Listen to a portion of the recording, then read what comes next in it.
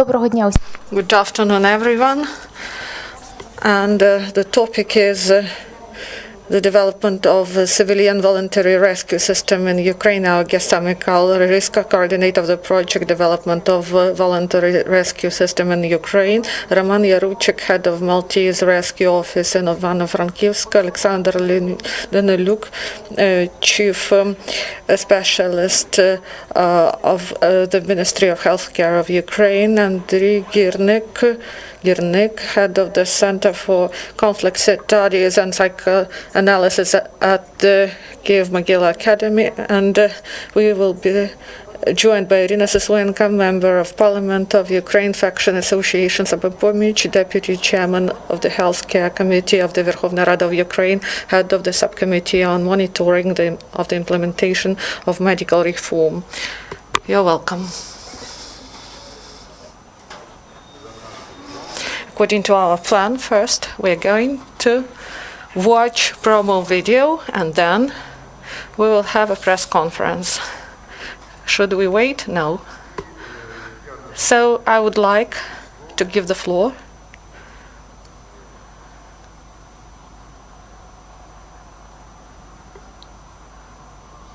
to our guest, Michal Rzhysko. The topic is civilian voluntary rescue system. Good afternoon, dear friends. Thank you very much for the invitation and for this opportunity to present our topic in this hall.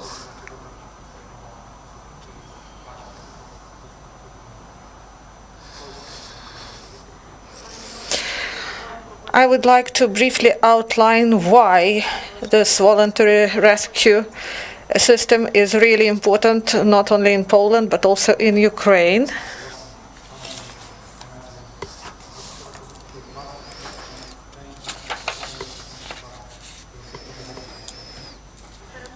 First of all, voluntary rescue system in Poland, in Canada, in USA, in Germany, this is very important. It is an important link for the efficient functioning of a state system of rescue.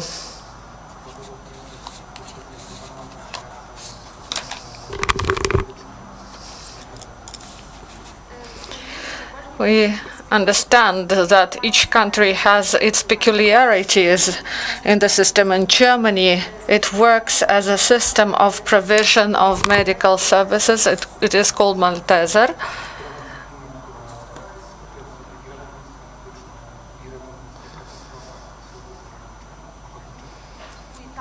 In Italy, this is a civilian voluntary rescue system. They help in catastrophes and they provide help in case of some accidents.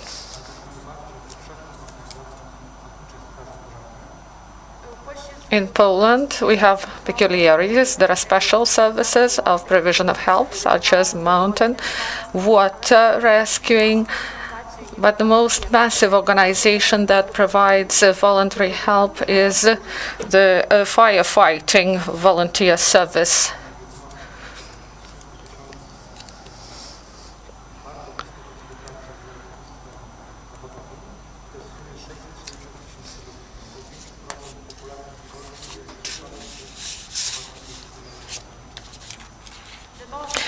In order to illustrate, I would like to mention some figures. So there are 15 centers of volunteer service.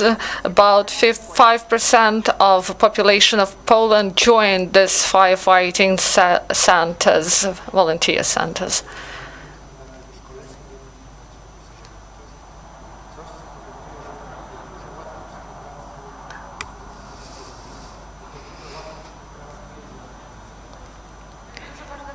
it is important that all these organizations and also Maltese medical service that specializes in volunteer rescue system, they provide the joint standard and unified process of cooperation with the state rescue service.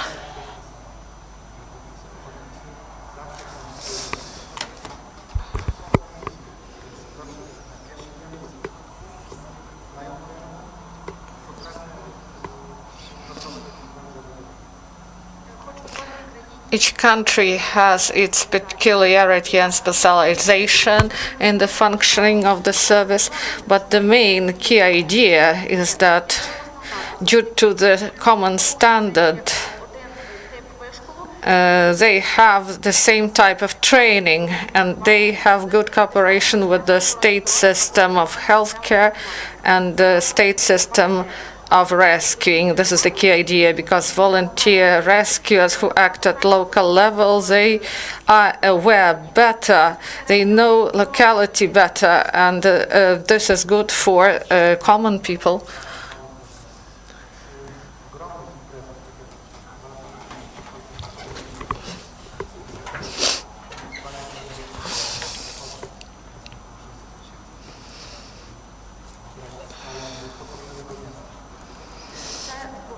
This is happening not only when there are some natural disasters or some negative events.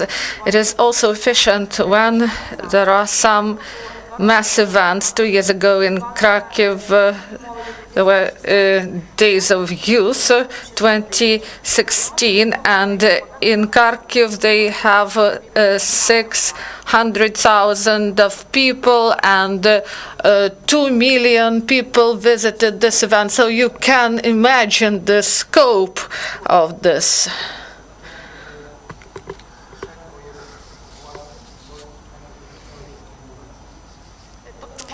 So you can imagine that the population tripled in this town, and all the events that happened there, this number of people could create a specific situation, not only in the city, but also in the region, because there should be a big role, and volunteers, they were able to provide all necessary assistance.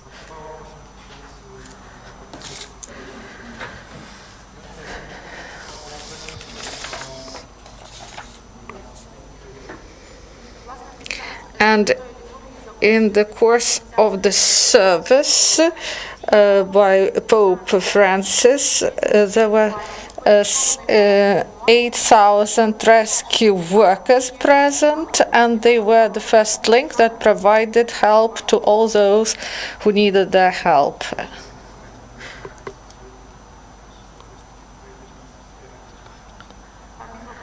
And I would like to thank the volunteers, and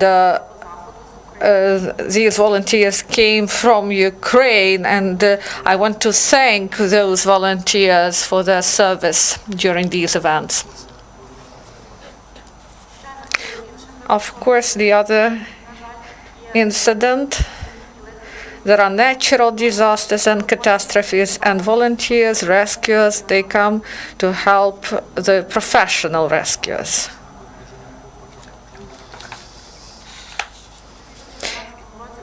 In 2011 in Poland, there was a special situation. 2 trains collided. And in this catastrophe, 51 people were wounded and 16, unfortunately, they died.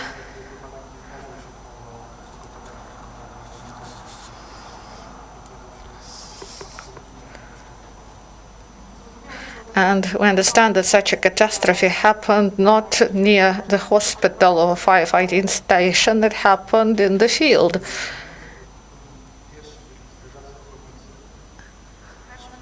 And the first people who came, these were volunteer firefighters.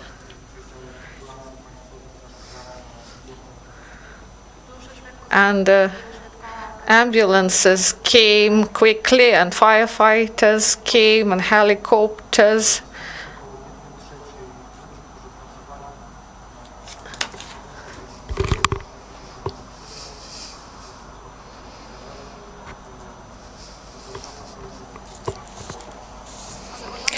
But 1/3 of people who provided help, these were volunteer rescue workers, Red Cross representatives, and mountain rescuers, and volunteer firefighters.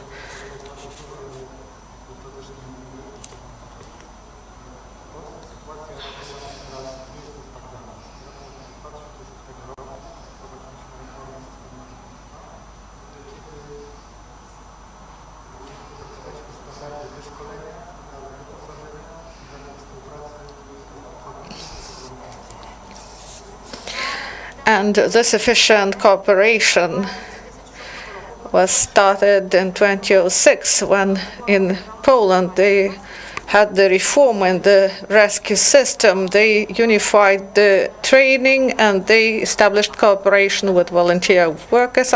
I can provide different examples of cooperation between volunteer and professional rescue workers. And before this, before the reform of 2006, there were several volunteer organizations, Polish Maltese service. It acts starting 1991.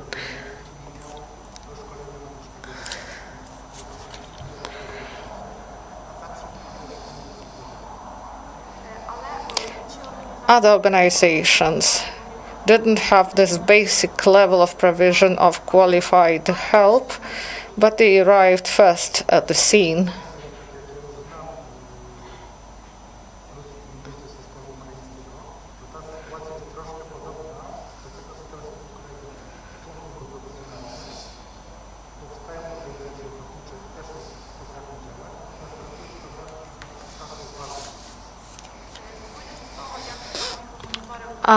I monitored the situation in Ukraine, and I believe that now Ukraine faces the same situation that Poland faced before the reform. And new organizations appear that want to deal with rescuing, but they should standardize and unify their model of cooperation in order to be efficient in the country and also for professionals and non-professionals.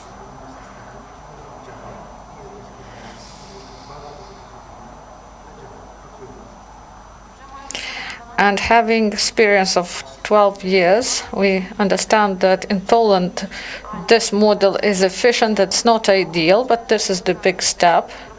Big progress.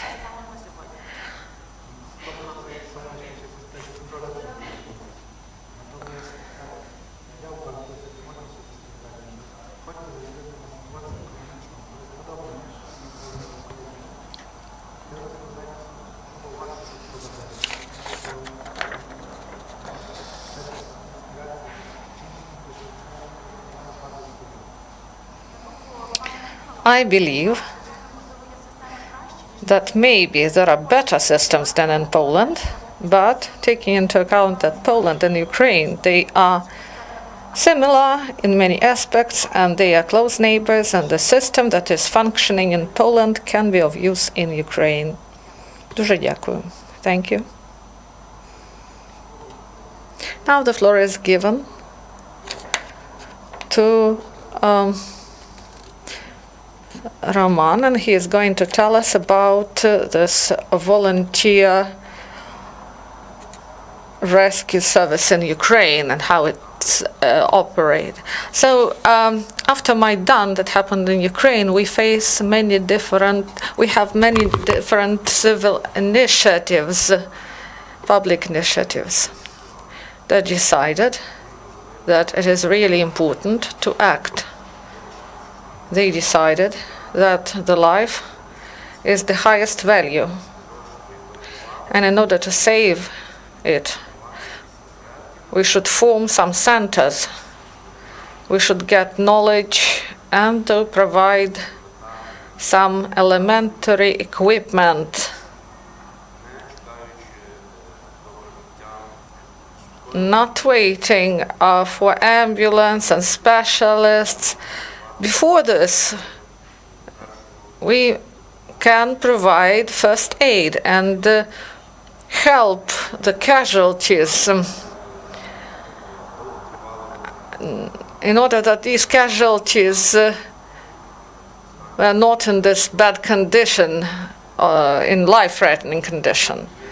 From the start of war in the east of our country, there are a lot of medical and non-medical initiatives at the grassroots level, at the level of communities.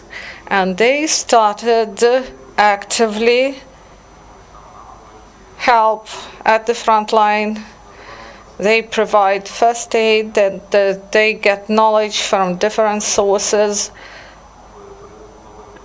from Europe, USA, military medicine, and today in Ukraine we have several civil society organizations, the units of the Red Cross of Ukraine, and we remember that in Maidan, despite the ban of the authority, they came with their kits, with their equipment, and they provided first aid to the wounded in Maidan.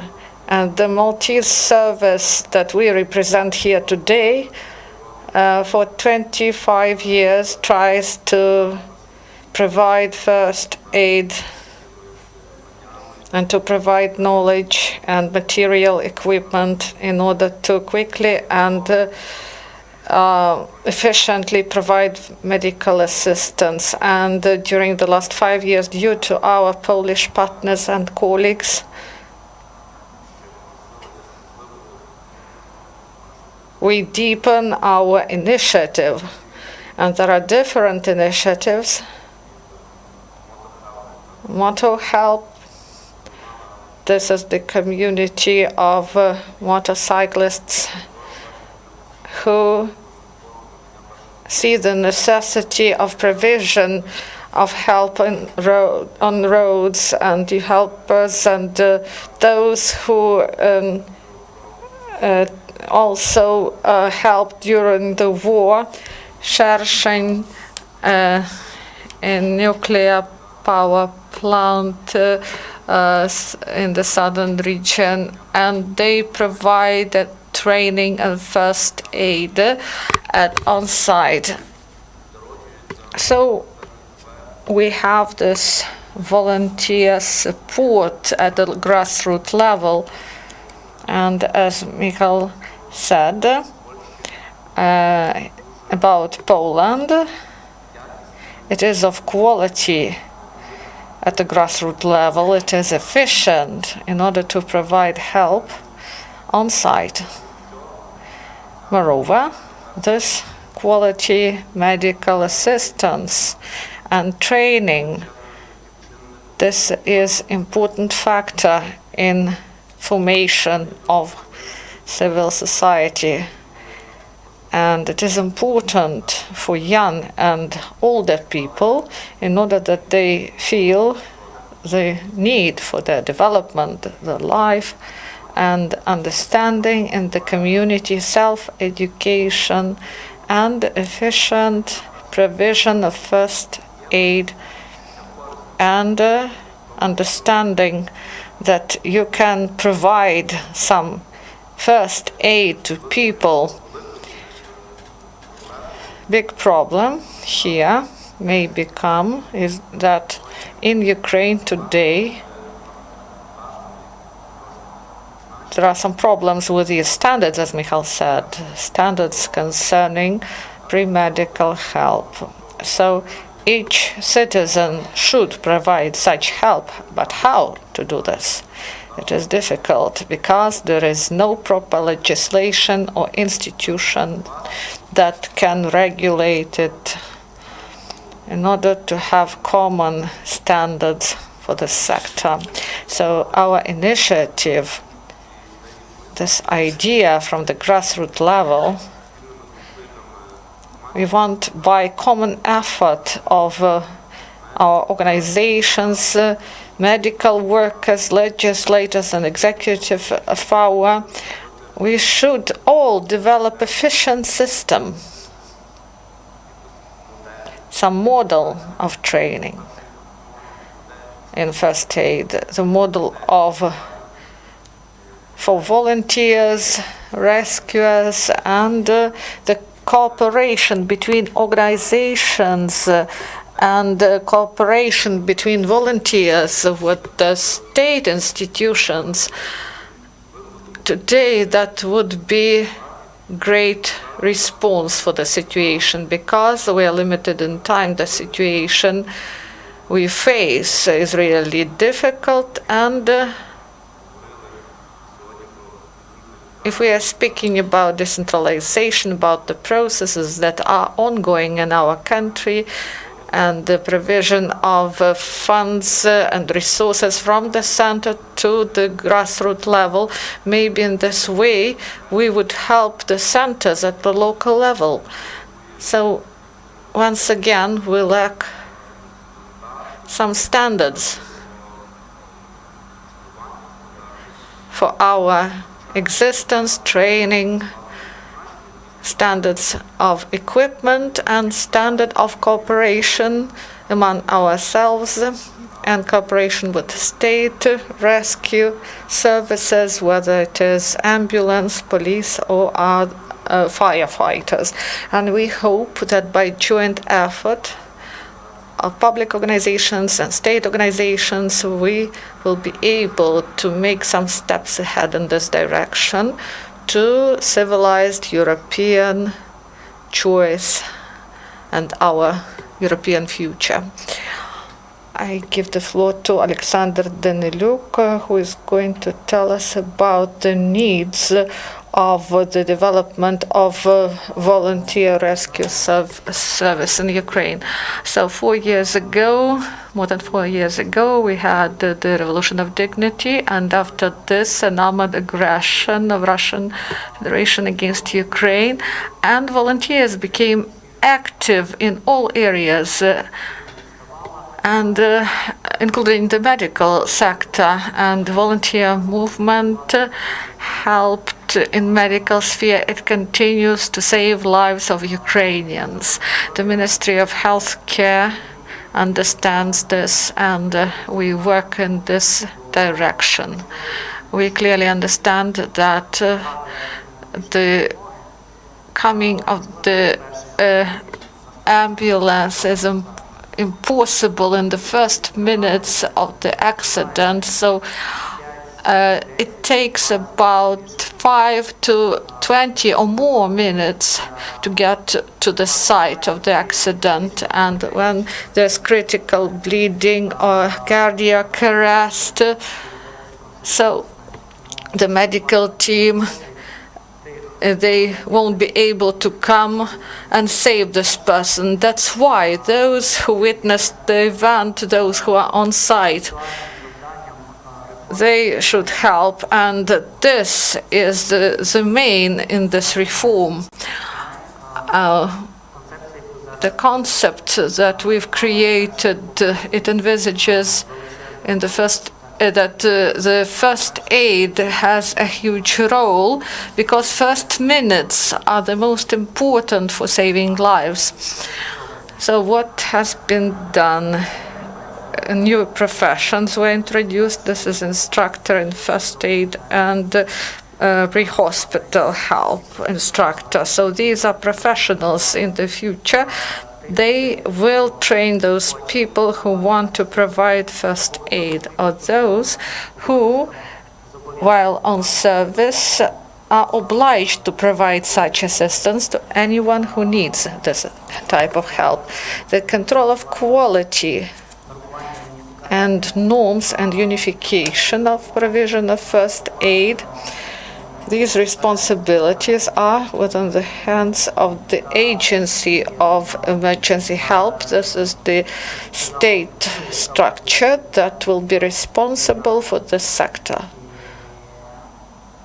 And this will be material and scientific and training support. They will provide also quality control in training of first aid specialists, and also we have a legislative problem.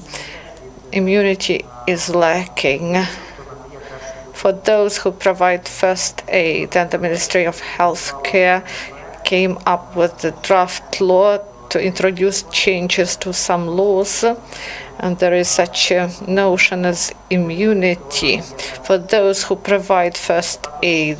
Also, some terminology is changed. We bring it in line with the international terms, because pre-medical help, there's no such terminology. There's first aid, so this term is introduced by this draft law. Now, we have public discussions. It will last for a month. So if you have some opinion on this, those who deal with the issues of volunteer rescuing, so we are waiting for the proposals from experts and organizations that provide first aid, and this law will be voted for, because the fate of these people who provide the first medical help, they really need this law in case if they won't be able to save the casualty. So we are open.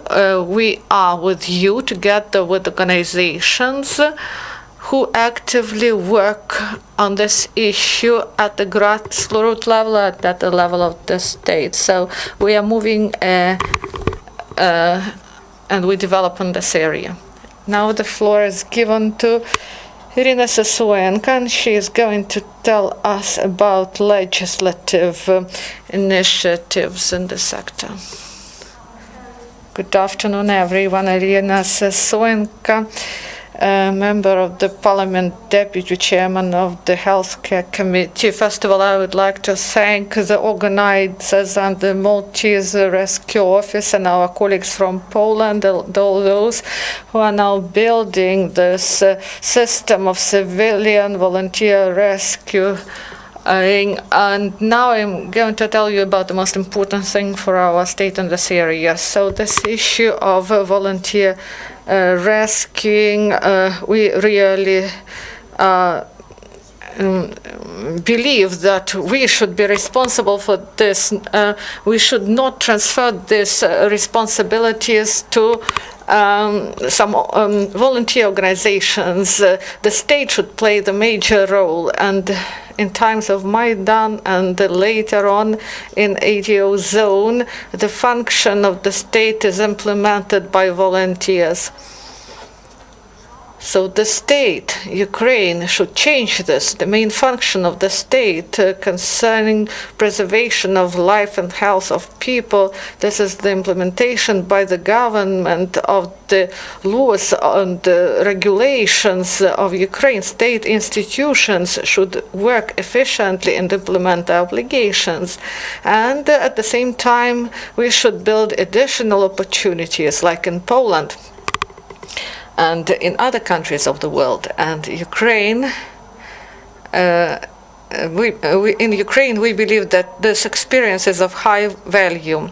I would like to focus on the role of the state. For the second year in our country, the development of this system is mainly at the grassroots level, and we, people's deputies, we addressed the Prime Minister and the government and the Parliament that we should reform the system, because without proper work of this institution that preserves the main function of the state, this is physical existence of people, we cannot bring this responsibility to volunteers. We do not have right for this. We should provide this.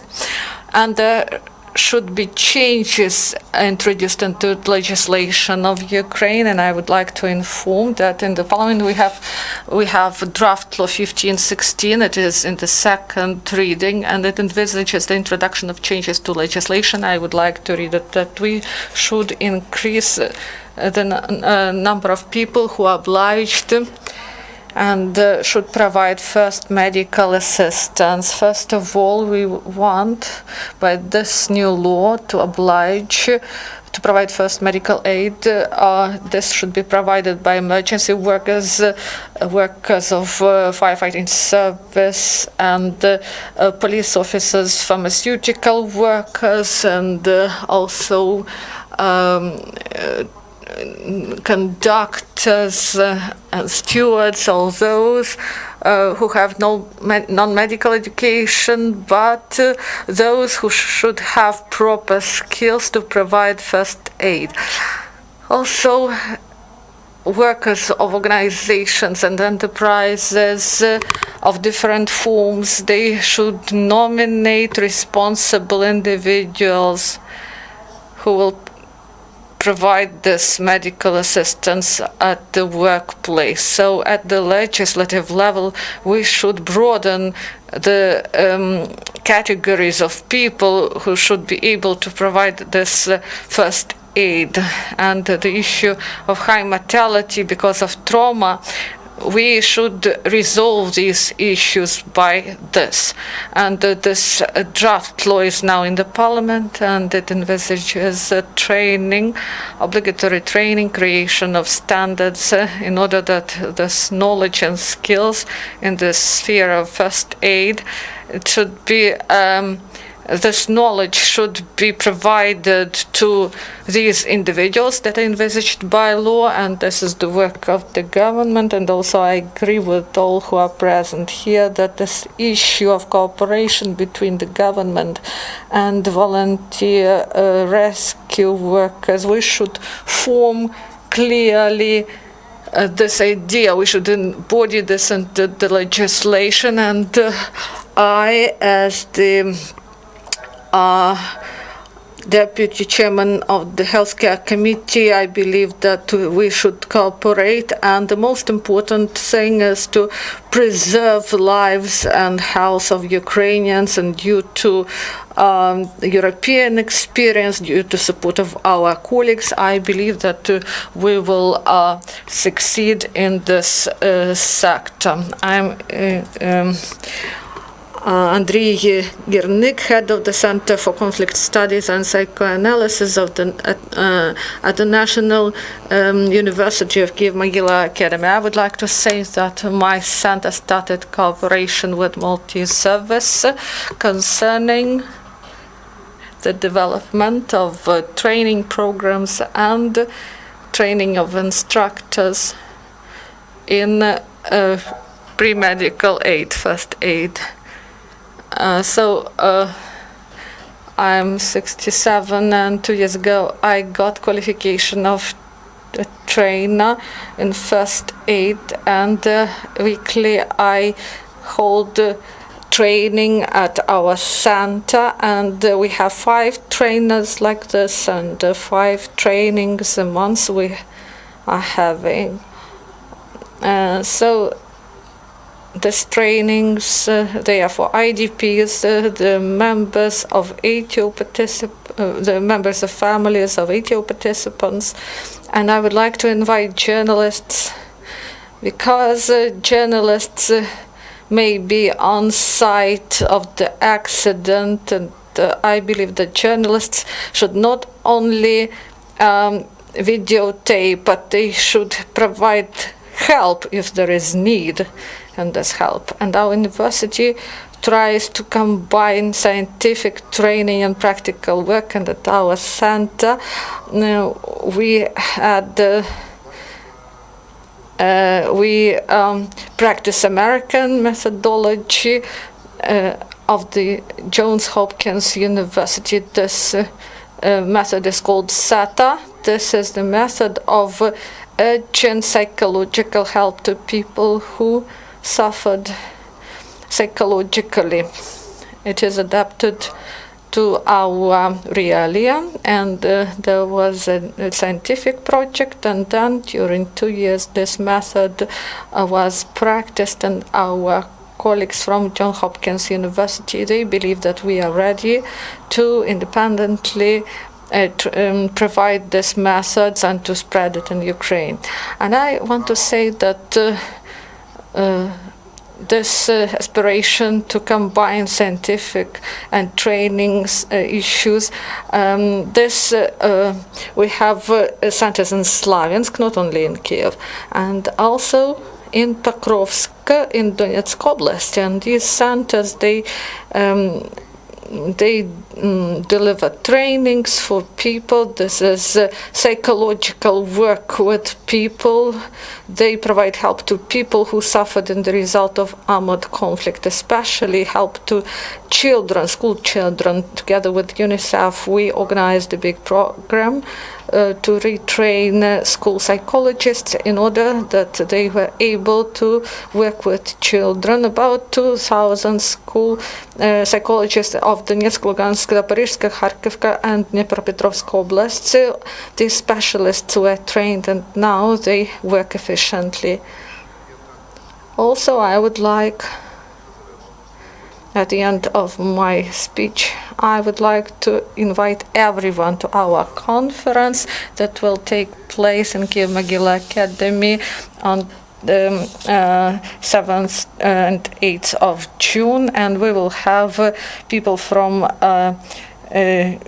Italy, Germany, Poland, and they are going to tell us about the development of volunteer rescuing, and there will be a tent, and there will be instructors and rescuers with proper equipment, and everyone who wants can come and see this equipment and to hear the instructions. And I would like to use this opportunity to say that the Center of Psychological Rehabilitation at the university provide free of charge trainings due to the help of our partners in medical first aid and psychological training, and on the 10th we have the training on psychological help. So I provided a phone number of a person, of a contact person, so if you want to join this training you can do it. So this issue of first psychological help, we are the Department of Psychology. So we've prepared a special manual, and now a teacher, a school psychologist, using these guidelines can hold lessons, trainings with children, and I believe this is really of use because there are not only mass catastrophes, there are some events, some people die, some people fall ill, and our relatives, they need the psychological help.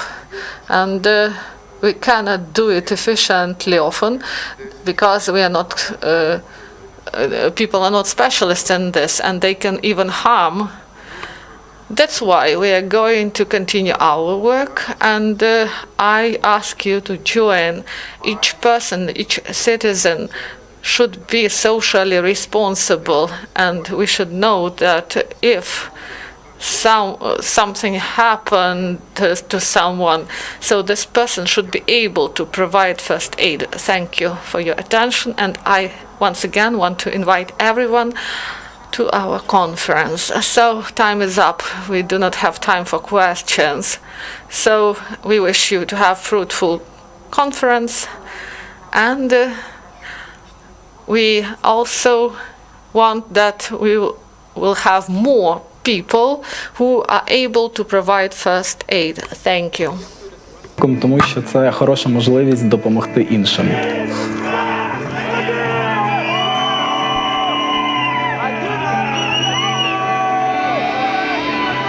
Коли ти рятуєш комусь життя, ти відчуваєш за себе якусь гордість, ти відчуваєш, що ти корисний в цьому світі, що ти можеш допомогти комусь.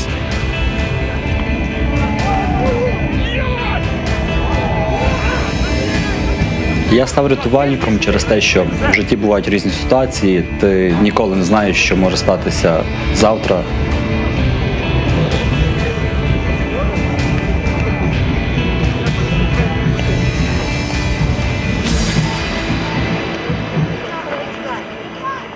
Якщо взяти до уваги ситуацію на Майдані, то окрім того, що там перебувала одночасно величезна кількість людей, і так чи інакше була загроза їхньому житті і здоров'ю. Але після сумних подій розстрілу Майдану, коли сотня людей було розстріляно і загинуло, а сотні або і навіть і тисячі були поранені, стало зрозуміло, що тих знань, які має суспільство, тих знань, які мають люди, які стояли поруч на Майдані, є досить недостатньо для того, щоб надати цю першу допомогу. І тому мальтійці, як відповідальні люди, зрозуміли, що є надзвичайно необхідні